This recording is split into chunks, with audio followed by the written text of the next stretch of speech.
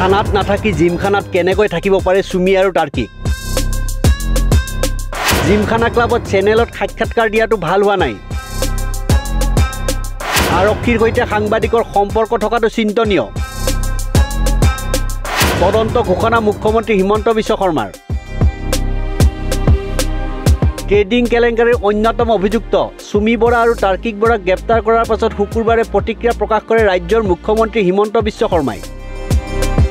তেওঁ কয় সুমি টাৰ্কিকক গ্ৰেপ্তাৰ কৰি থানালৈ আনিব লাগিছিল জিমখানা ক্লাবলৈ লৈ যোৱাটো যুক্তিসংগত নাছিল অপৰাধীক কিয় জিমখানা ক্লাবলৈ লৈ যোৱা হ'ল তাৰ তদন্ত কৰিবলৈ দিছো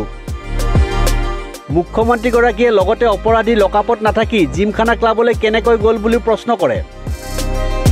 তেওঁ কয় ঘটনা সন্দৰ্ভত মই ডিজিপিৰ লগত আলোচনা কৰিছো কেনেকৈ আৰক্ষীৰ এটা দলে সুমি টাৰ্কিকক জিমখানা ক্লাবলৈ লৈ গৈছিল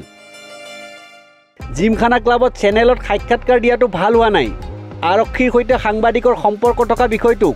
মুখ্যমন্ত্ৰীয়ে চিন্তনীয় বিষয় বুলি অভিহিত কৰিছে